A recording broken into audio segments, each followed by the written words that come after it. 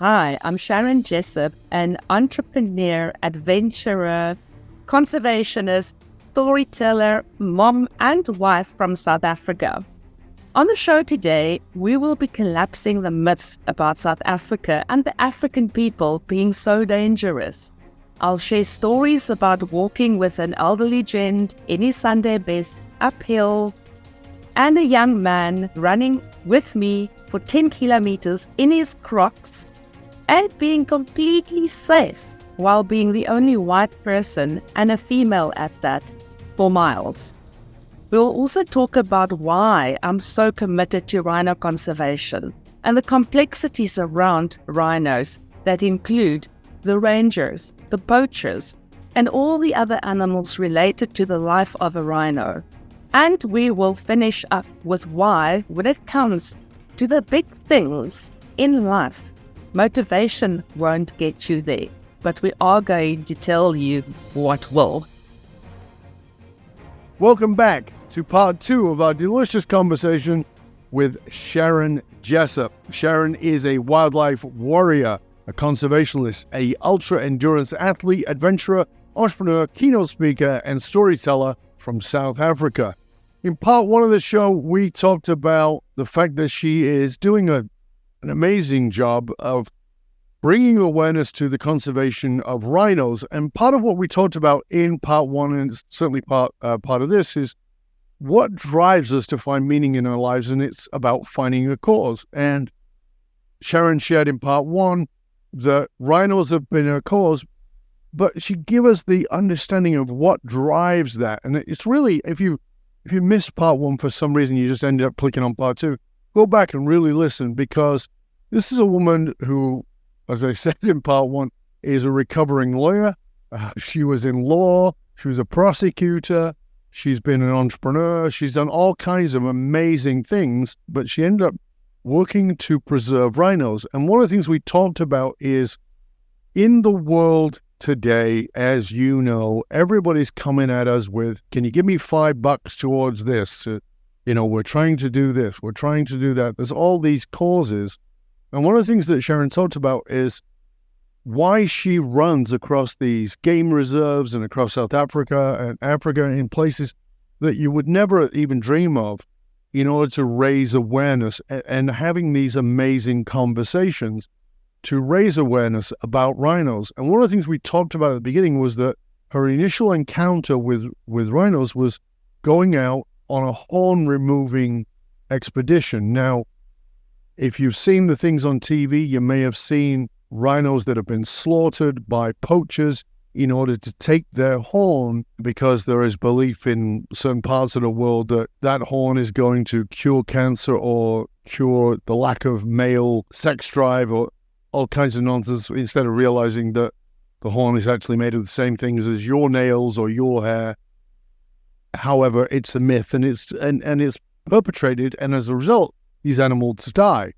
So she talked about how she went out on this adventure. So where I want to sort of start the show is just sort of bring that back for a moment. And let's just talk about if the conservationists, the vets, the wildlife nurses, and people like yourself don't go out and do the surgical removal of a horn, what actually will happen to that animal? Okay, so the sad thing is, if we don't resort to these extreme measures, these animals literally get brutally slaughtered. They get murdered and the horns hacked off. Sometimes these injuries are so massive that if the animal doesn't die on the spot, like if it's not shot and butchered, they will eventually succumb to those injuries. Because what people don't realize, because it is compressed hair, a rhino's horn is compressed hair. So when the animal is under anesthetic, and this was actually shown to me by one of the world-renowned rhino vets, Dr. William Folds, that operates just about 100 kilometers away from me on a reserve called Amakala. And you can literally take that rhino horn and you can move it, because it is compressed hair. And just like our hair and our nails, it keeps growing, okay? But the thing with that horn is it's very close to the rhino's sinuses. Now, you know how big a rhino's head is. So you can imagine how big those sinus cavities are. And very often that horn gets hacked off while the animal is still alive, okay? And it leaves these massive gaping wounds that become infected and then literally get maggots in those wounds. It is the most horrific way for those.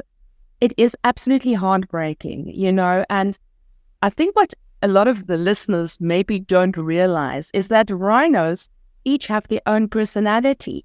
They come with a personality like you have your dogs and your cats, your domestic animals.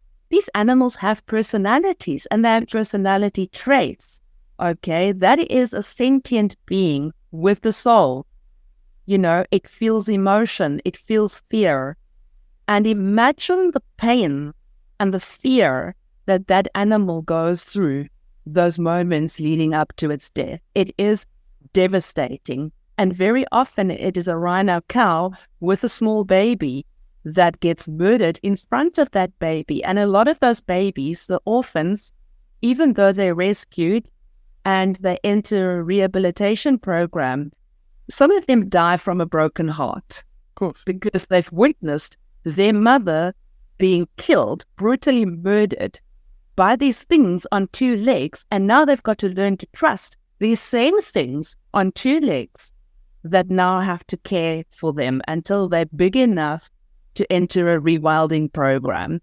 So it's really, really devastating for those animals, And unfortunately, that is why we have to resort to these extreme measures to protect them. I want people to grasp this because if you're a regular listener to the show, with my background from psychology and neurosciences and those kinds of things, that I've talked a lot about trauma and how we are impacted by trauma.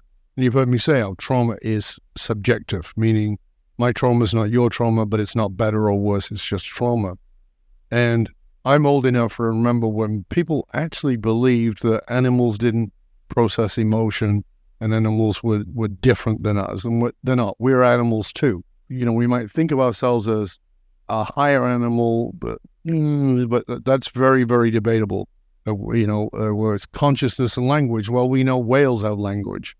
We know other animals have language. Or you say, well, this is what makes us better. Well, not sure that that's true. In fact, I know that it's not. And so imagine the trauma of a child. Just imagine a small child seeing its parent murdered by a particular race of other humans and then being taken by those humans, people of the same ilk of humanity, and being brought up and having to trust them. Like, can you imagine the trauma and the difficulty with that? Like, this work, for these people who do that work with those animals, is profound. And for these animals to even survive that level of trauma is beyond imagining. So I want to tip my hat to you and to the other conservationists and the people doing this work, because it's pretty thankless, right? And I know these people are not making a shit ton of money and they're not living in luxury homes. You talked to me about during the pandemic that a lot of them were kind of working for nothing. I mean, they were not getting paid. They still had families and they still had homes, and yet they were dedicating their lives to saving these animals. The level of dedication and commitment there is profound, right? Absolutely, absolutely. And it is a labor of love. Yes. It is that passion. And again, when you look into the eyes of that animal and you realize just how majestic it really is and how we just assume as humans we have the right to just brutally murder another form of life, because that's what it is, It is a brutal murder of these animals. And I've always maintained if we could treat Earth and her creatures and critters as if it is sacred. Yes. Because it is. Imagine what this world would just be such a much better place. Well, in order to do that, we'd have to treat each other that. Absolutely. It's a mind worth considering, is that if we choose that way, it might be a bit better in the world. There's also that to consider. So, and that brings up something that I find very interesting, because you and I have talked about that I have some very good friends who are South African, many of whom have, of course, left and gone elsewhere, but who still have a genuine love for South Africa in all of its ways. And I often tell a story about how when I very first took my wife is Fijian, and was brought up in Canada. Yeah. Well, she was born in Fiji and left there when she was 10. And I would talk to her about the UK, where I was born, and would talk to her, of course, specifically about where I was born in Northern England, which was not particularly a delicious place to live. But then we went to the UK on business, and we were taken there by a global organization to work with their executive team, and we were, this is the work we do. So we don't book where we're going to go. They book this, so they book a beautiful castle. We're staying in this castle on the edge of this gorgeous, quaint village and rolling green hills, and there's Rolls Royces and there's all these cars in the parkade, and the city is lovely and clean. And my wife's like, "What are you talking about? This is nothing like you described." The thing about this is that we, and it was a great awakening for me, because I said, it's a awakening for me in that I've spoke so much about this and never realized how deeply ingrained I was in it, which is we bring our biases to things. We bring our biases. You and I talked about in the break that I'd gone to Iran, and I came back from Iran from speaking at the World Business Conference and wrote an article called 10 Myths About Iran, because we have these ideas in our head. And I think that particularly since there's two gaps, before Mandela and after Mandela, we have these images of what South Africa is. We have an image of what South Africa was during Mandela's times, but before we have it as this place that it was. And then since, whether it was under Zuma or whoever it was, of what it is. And I think, again, I'm going to go with a general consensus here. The idea is that South Africa and Africa in general is a very unsafe place, not because of lions and rhinos or wild animals, but because of the people. And you have become incredibly passionate about telling the stories and dispelling the myths that are about South Africa. I really wanted to bring that home here, because I think that you can bring a truth to this that most people can't. Absolutely. And again, this is also something that I'm super passionate about, dispelling the myths. Yes. Because and you said it yourself, we tend to bring our own bias to any situation, to any country, to anything. So obviously, there are certain places in South Africa, like in the UK, like in Canada, like in the USA, anywhere in the world where you shouldn't really go alone. Yes. But for me, I've literally run through some of the most remote areas where there's proper little villages like you would see on social media. And then I've also run through some of the biggest townships, where these townships, which is like... I'd like to pause you for a second, because I want you to explain to people what a township is. I know what it is, but I want people to understand that, because I don't think that's a term that's not used in North America. Absolutely. So traditionally, under the apartheid era, your black people traditionally were moved out of the sort of traditional white areas into areas called townships.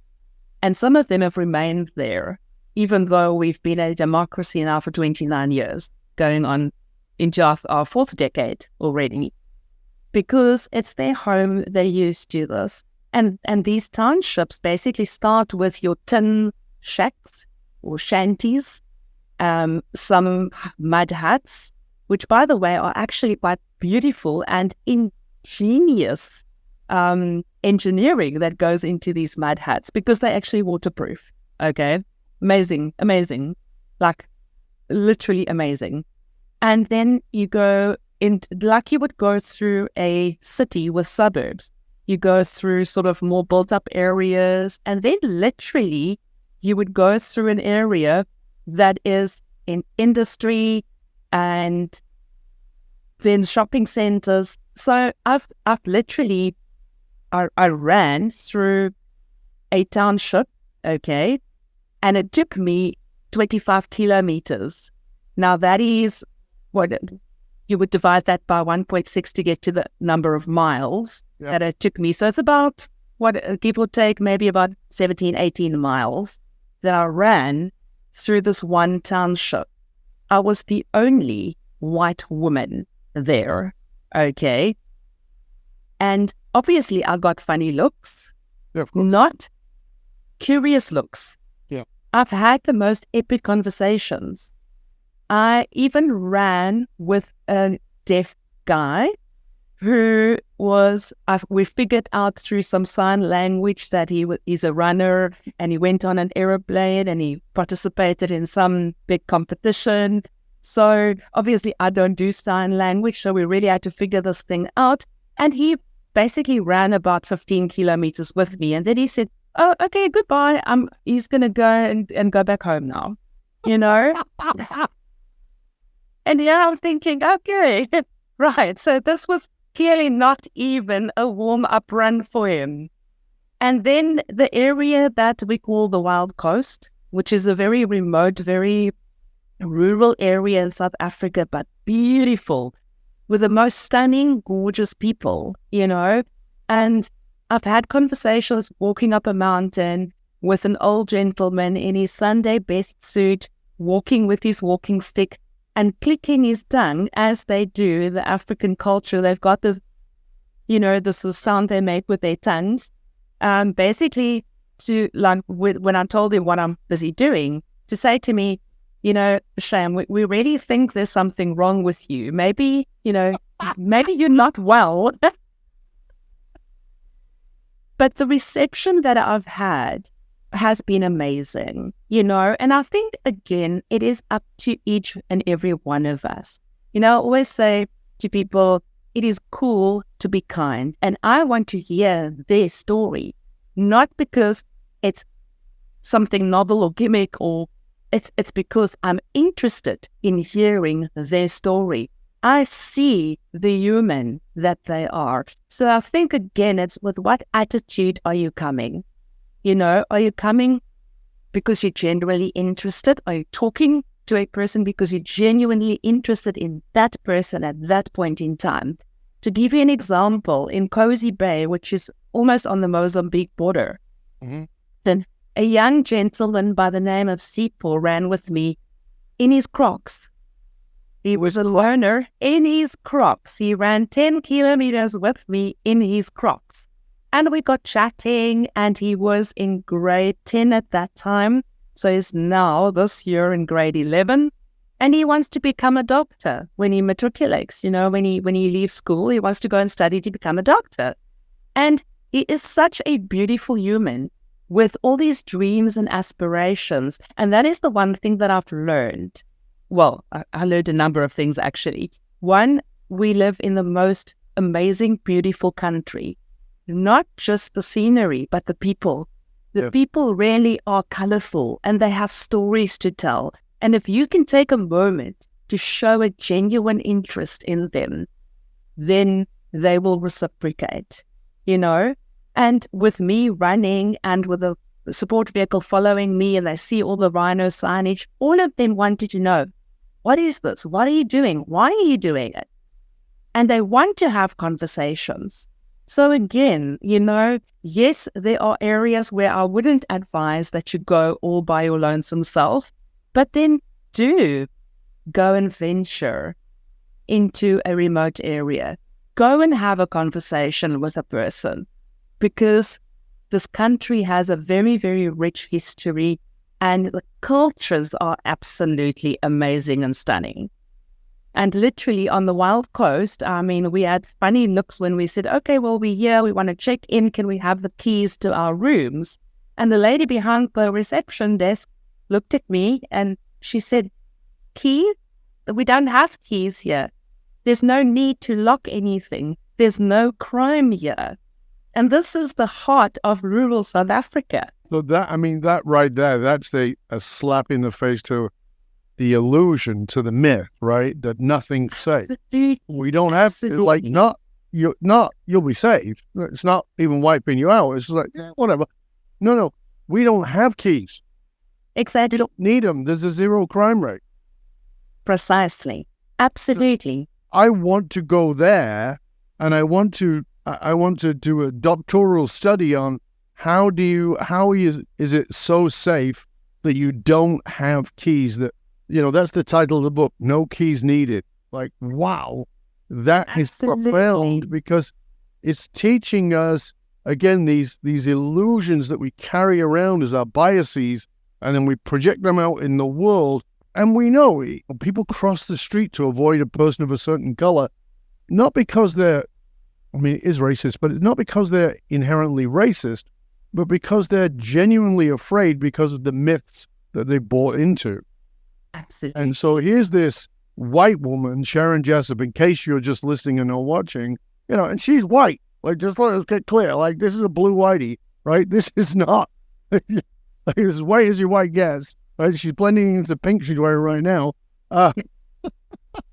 Going through these absolutely black areas where, like you said, you were the only person, and being greeted with warmth and kindness and compassion and understanding.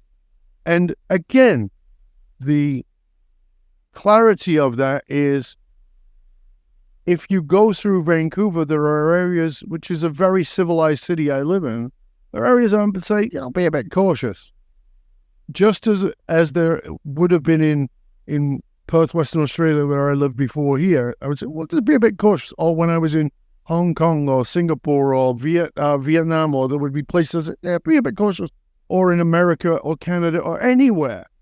There are always places to be a bit cautious. But that's not the paint everybody with the same brush when a certain president says these shithole countries, is really just the height of ignorance if you're walking around with that. And so, do you have a sense of, like, I'm sure you heard many profound stories from these people. Share a story with us that really touched you. So one of the stories that really, really touched me was a ranger. His name is Lucky, in the Rhinos-Part National Park in KwaZulu-Natal. And he is faced on a daily basis by the most horrific poaching incidents. Now, with the rhino poaching, unfortunately, comes the human element, where these rangers and anti-poaching unit members are literally waging a war. It is a war. It is a war zone.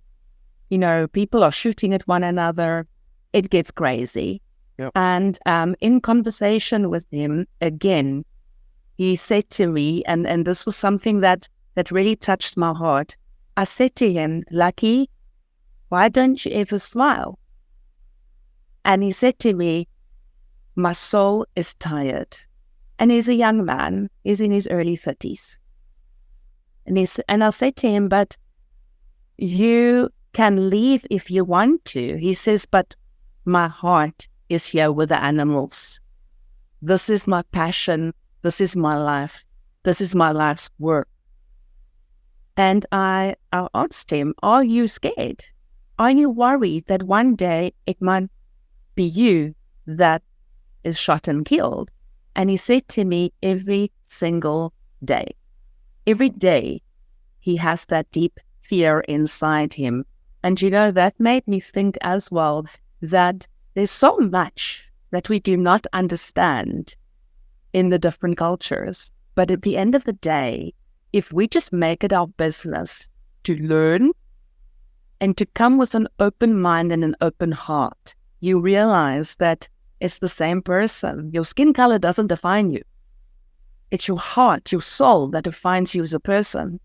And everybody have the same hopes, the same dreams, the same fears.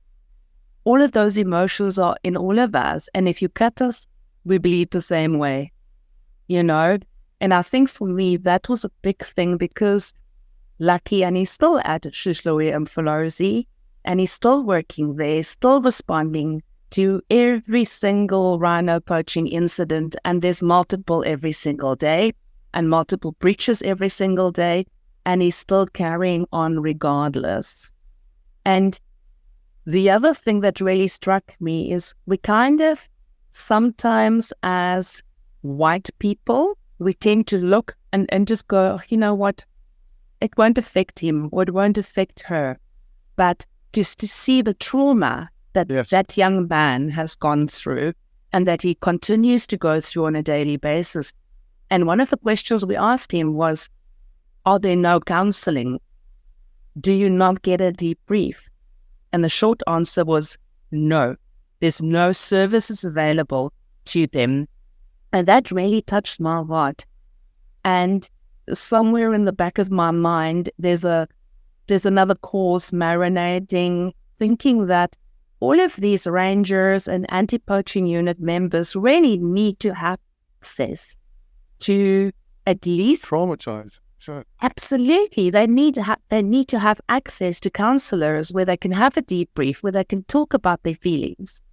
And that's another thing that I've learned is that traditionally in your Black cultures in South Africa, and I'm assuming it's very similar in the rest of Africa, especially for the males, you cannot talk about your feelings.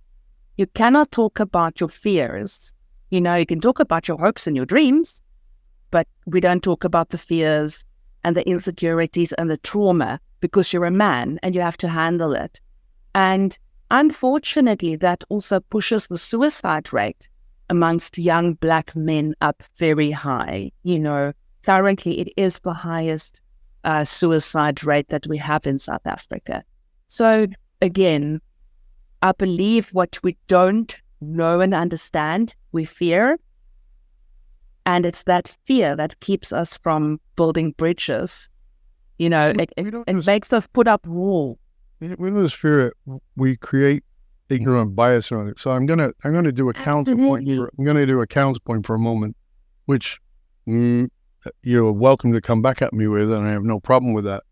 But you know, we live in our world, and when I say our world, I mean wherever you live in the world. We live in our world. And our world is our normal. So if you live in a city in South Africa or England or Australia or Canada or wherever it is, that's your normal. So as an example, you might get up in the morning, you might have bacon and eggs, and it's normal. It's just what you do.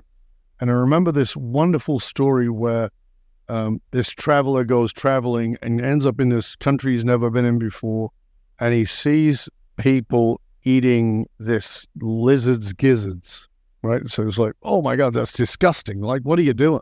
And the person who's guiding this traveler from Europe says, well, I'm going to take you to the next place. And the place I'm going to take you next, I want you to be aware that the people there in the morning, they eat the belly fat of an animal that lives in filth. They fry that and they eat that alongside fried bird embryos. And the person goes, oh, that's disgusting. And he goes, that's you.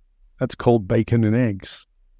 But you have a category inside of your brain that makes things normal and a category inside your brain that makes things abnormal, and it's not the truth. So the counter to the conversation is this. I feel deeply for Lucky in what he's doing. And at the same time, having interviewed people who lived in Afghanistan who grew poppy for heroin as a way to live, the people in Colombia who grow cocaine as a way to live, and the people who poach in Africa because it's their only means of feeding their family. Is it horrendous? Can we have judgments on it? Of course we can. But we also have to consider the other side of it, that is a basic human survival need, is that there becomes a hierarchy of how do I get by, and that if we're going to change these things, there's an economic balance that has to happen, as well as a moral balance. We look at the moral balance and we go, well, you're morally lower than us, as opposed to saying, no, you're economically so driven that you can do things that I couldn't bear doing. So if I'm starving and I'm out in the woods and I've not eaten, my wife calls me when there's a bug because I take it outside and she will vacuum it up. I'm a complete way. I just don't want to hurt it. I take it outside and I drop it, outside.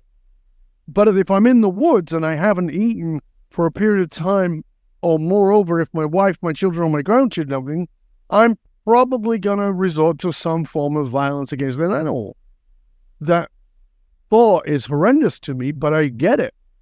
So I look at these people and I see there's another side to this picture. Yes. Have you ever encountered any of those people? Absolutely. In fact, in one of the reserves, which is not too far away from me here, there is a rhino monitor that used to be a poacher. And in one of the reserves in KwaZulu-Natal, quite an affluent reserve, they apprehended an entire group of potable meat poachers. So there's a difference between your hardcore rhino poachers and your potable meat poachers. These are the guys that hunt pack dogs. And they apprehended the humans and the canines and turned them into an anti-poaching unit because these guys are so good at communicating with these dogs. And this particular type of breed of dog, they call it the Africanus because it's a township dog. It was a breed that developed in the townships, are so hardy. They're disease resistant and they can run for days.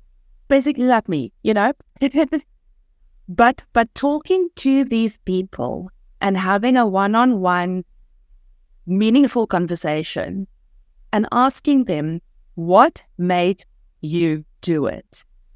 The one thing that comes up all the time is, I had to feed my family. So people must also understand that the little guys that get arrested and that get, put into jail, those are often not the kingpins. The kingpins are the true criminals.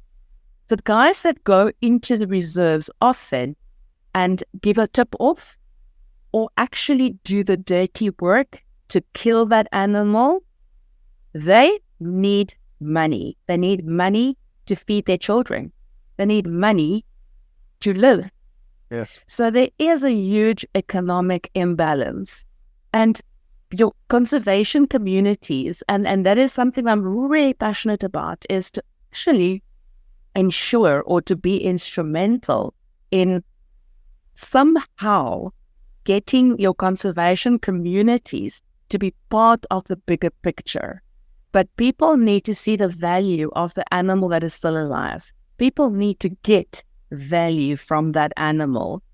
And with one of the reserves that I work with closely, we need to move 2 rhinos there. And we've already started working with the community, and the community will co-own those rhinos. So when those rhinos produce a calf, the community will get paid out 50% of the value of that rhino. So there's an economic value for them. And they understand that it's in our best interest to sort of weed out the poachers amongst us and rat them out, because often it's not people from that community. Your poachers come in from other areas and they prey on the poverty of the people. Yes. And if you are a father of 2 or 3 youngsters that don't have food and you've got no means to provide for your family, and somebody comes and offers you 10,000 Rand, to just tell them where the animals like to hang out, you are going to do that, because that means you can feed your family for 2 or 3 months, which is a long time before you have to start stressing about. And a lot of these people, and I actually spoke to the gentleman in this one reserve that is a ranger, a poacher turned ranger, and he said that it bothered him. He felt terrible every time he assisted a poacher to tell them where the rhinos are. And he couldn't live with that. He did his jail time, And he came out and he said, I am going to now dedicate my life to protecting these animals. So often it's not a case of, okay, I just want to kill. It's a case of, I really need to feed my family. Right. And so yes, again, that's one of those great myths that we've got to undo here, is that everybody who does this is not evil. Yes. Some of them are economically desperate.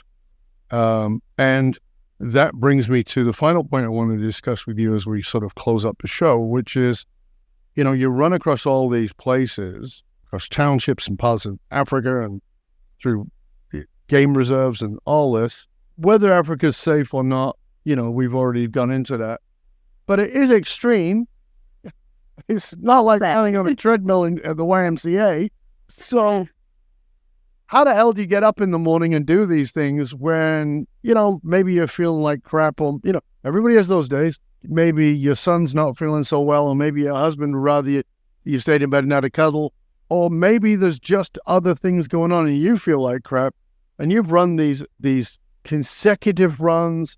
How do you keep going? Because I know, and it ain't motivation, although I'm sure it's motivating to assist in helping these animals, but it's not that. Talk to us a little bit as we close out about what that is and how our listeners can tap into that for what it is that matters to them. Because we started out talking about you have to have a cause, and when you have a cause, you are going to hit the wall. So how do we deal with that? Absolutely. As we spoke before, I'm a big stickler for the fact that motivation sucks. Yes. There's no other way of putting it. You say it much faster than I do. Mine is, motivation is bullshit. It's true. Motivation is absolute bullshit, okay? Maybe you are motivated for a couple of moments, and that's maybe that sort of thing, that little bit of a, cracker under your butt that gets you up initially. But motivation fades away really, really quickly. For me, it is discipline. It is discipline and knowing that there is a cause at the end of the line. There's something bigger than yourself. But overall, it is your discipline. You have to be disciplined to get your ass out of bed every single day, put in the time, put in the training.